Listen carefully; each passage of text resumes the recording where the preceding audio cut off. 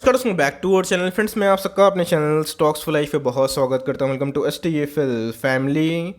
Day film बस, आज दिवाली का दिन है तो आप सबको दिवाली की हार्दिक शुभकामनाएं। भगवान से प्रार्थना करूंगा आपके जीवन में सुख समृद्धि और बहुत ज़्यादा धन वर्षा हो और शेयर मार्केट से आप मैक्सिमम पैसा बना के जाएं। इसी बीच में गैस, आज मैं एक स्टॉक के बारे में डिस्कस करने वाला हूं जिसके फंडामेंटल्स में काफ़ी हद तक चेंजेस हमें देखने को मिल रहे हैं और एकदम अबव एवरेज ग्रोथ निकल के आ रहा है। तो जी हाँ दोस्तों, पूरा सेक्टर ही आने वाले कल में एकदम रॉकेट की उड़ान कर सकता है और स्टॉक मार्केट में ऐसे बहुत सारे स्टॉक्स अभी के टाइम में अच्छे खासे बाइंग जोन पे अवेलेबल है। लेकिन बहुत लोगों ने बोला कि सर एक ही स्टॉक बताइए जो मुहूर्त ट्रेडिंग के दिन मैं खुद निवेश करने वाला हूं। तो जी हाँ, मैं सिर्फ एक ही स्टॉक में निवेश करने वाला नहीं हूं, मैं बहुत सारे अदर स्टॉक्स में निवेश करूंगा। लेकिन कुछ को छोड़ के अगर आपको एक ही स्टॉक में निवेश करना है तो आप इसको पूरा अंत तक देखें, बिकॉज इसके अंदर एक बहुत बड़ी अपडेट भी है जिसका इम्पैक्ट हमें इनके शेयर प्राइस में आने वाले कल में बहुत ही अच्छा देखने को मिल सकता है। एक दिवाली नहीं बल्कि 2021 से 2022 तक अगर आप निवेश करते हैं तो मुझे लगता है कि इसमें और भी अच्छा खासा पोटेंशियल बाकी है। और 10 अगर निवेश करते हैं तो कैसे आपकी किस्मत को बदल सकता है।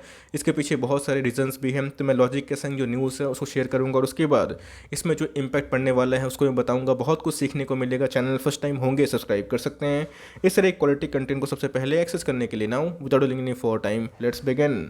अब देख सकते हैं कि एक महीना पहले ही मैंने इसको कवर किया था। अब दोस्तों ये बताने का ऑब्जेक्टिव ये है कि मैंने एक महीना पहले इसमें एक न्यूज़ आई थी, उस न्यूज़ का इम्पैक्ट समझाया था और उसके बाद हमें उस प्राइस से अभी के टाइम में एक अच्छी खासी उछाल देखने को मिल रही है। जी हाँ, उस समय ICTC की बात की जाए तो काफ़ी हॉट स्टॉक था। मैंने बताया है कि कोई भी स्टॉक को चेंज नहीं करना है, बल्कि उसके बदले पे जो स्टॉक में अच्छी खासी वैल्यू बाइंग हो रही है, अपॉर्चुनिटी है, उन सब स्टॉक में निवेश करना है। और इस कंपनी की बात की जाए तो डेफरी कंपनी है, उसमें बताया भी था कि जितना मर्जी उतना उठाओ, बिकॉज लॉन्ग टर्म में ऐसी कंपनी आपको रिवॉर्ड जरूर दे सकती है। एक महीना पहले के भाव की बात की जाए तो 1272 का स्टॉक हमें देखने को मिल रहा था। Q2 के नंबर्स की बात की जाए तो अपने आप में ही स्टेलर नंबर्स इन्होंने पेश किए थे। और नंबर्स के बाद दोस्तों मैंने इसके ऊपर एक स्टॉक फटाफट में कमेंट्री भी पेश की थी और बताया था कि ऐसे स्टॉक में लॉन्ग टर्म में जो आंकड़े सामने आ रहे हैं बहुत चौंकाने वाले हैं। तो फटाफट दोस्तों स्टॉक का नाम देख लेते हैं, उसके बाद जो न्यूज़ है उस न्यूज़ को भी एक बार पढ़ लेते हैं। अब स्टॉक का नाम देख सकते हैं CDSL। आपको पता है कि CDSL को मैंने बहुत बार कवर भी किया था। इवन दोस्तों मैंने आपको हमेशा बताया है कि जो कंपनी मोनोपोली है और जिसको चलाने के लिए बहुत ही कम पूंजी की आवश्यकता होती है और उसमें ग्रोथ निकल के आता है तो ही निवेश करना। वैसा नहीं कि मोनोपोली है ग्रोथ नहीं है तो भाई निवेश कर दो, नहीं दोस्तों, बिकॉज मार्केट में ग्रोथ की ही पूजा होती है। ग्रोथ जहाँ पर निकल के आता है उन सब स्टॉक्स में एक अच्छी खासी रैली देखने को मिलती है। इसके पहले का इसने 157 का हाई बनाया था और उसके बाद एक कंटिन्यूसली फॉल था, 1150 के आसपास भी आया था। मैंने आपको उस समय बताया था कि स्टॉक मार्केट में गिरावट एकदम आम सी बात होती है। अब कोई भी स्टॉक इतना भाग जाएगा तो उसके बाद उसमें गिरावट ज़रूर होती है, लेकिन इसके बीच में हमें देखना है कि स्टॉक के फंडामेंटल खराब नहीं होने चाहिए, बिकॉज अच्छे स्टॉक बाउंस बैक ज़रूर करते हैं।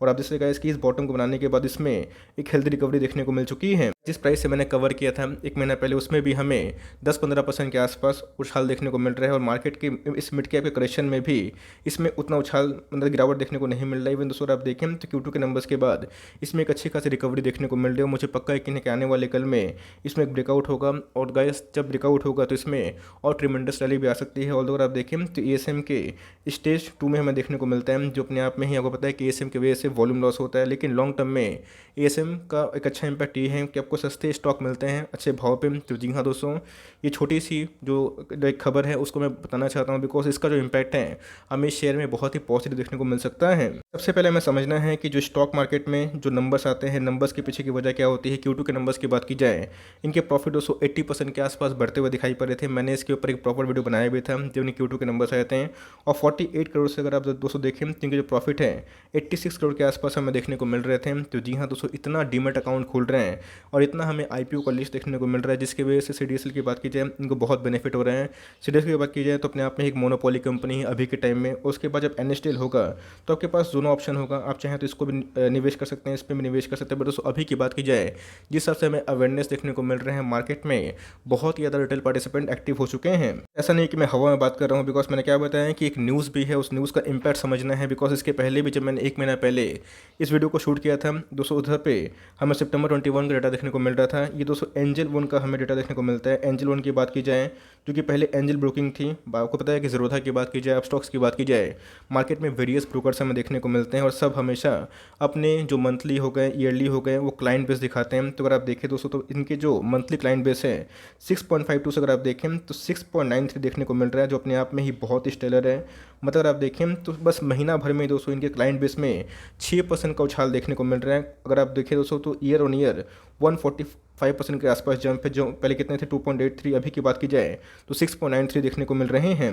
याद रखिएगा CDSL इसका बेनिफिशियरी सीधा ले सकता है। मार्केट में CDSL को प्रचार करने की आवश्यकता नहीं होती है, बिकॉज एक डिपॉजिटरी है, वो CDSL ही रहेगा और NSDL रहेगा। लेकिन मार्केट में जितना भी एक्टिव पार्टिसिपेंट हैं, जो ब्रोकर की मैं बात बोल रहा हूँ, वो सब अपने एडवर्टाइजमेंट करते हैं, क्लाइंट बेस जोड़ते हैं, और उनका जो डिपॉजिटरी होता है इन दोनों में से ही हमें एक देखने को मिलता है। और जितना ब्रोकर अपना एक्टिविटी को बढ़ाएंगे और जितने पब्लिक को टारगेट करेंगे, उतना ही दोस्तों इनको बेनिफिट होगा। और इसी की वजह से CDSL ने पिछले कुछ समय से अच्छा खासा मार्क छुआ है, और उनकी Q2 के नंबर्स ने भी दिखाया कि क्यों दोस्तों ऐसे स्टॉक पे आपको बाइंग करके चलनी है। अब देख सकते हैं कि CDSL की बात की जाए तो अपने आप में ही एक अच्छी कंपनी है और मोनोपोली कंपनी। इसके पहले इस स्टॉक में उतना हलचल देखने को नहीं मिल रहा था, लेकिन जैसे ही कोरोना वायरस का पैंडेमिक आया और जितना अवेयरनेस हमें देखने को मिल रहा है, तो जी हाँ दोस्तों, आने वाले कल में इक्विटी मार्केट में सिर्फ 4 करोड़ डीमेट अकाउंट नहीं रहेंगे, आने वाले कल में और ही मल्टीपल करोड़ होंगे। तो जी हाँ, अगर आप सितंबर की बात की जाए उसके बाद अगर आप देखें तो इसमें एक कंटिन्यूसली ग्रोथ देखने को मिल रहा है, और महज 5-6 सालों में ही इसमें 4 गुना के आसपास ग्रोथ देखने को मिल रहा है। और एक साल छोड़िएगा, बस अगर आप देखें तो 7 से 8 महीना में ही इसमें 3 करोड़ से आसपास 4 करोड़ हो चुके हैं।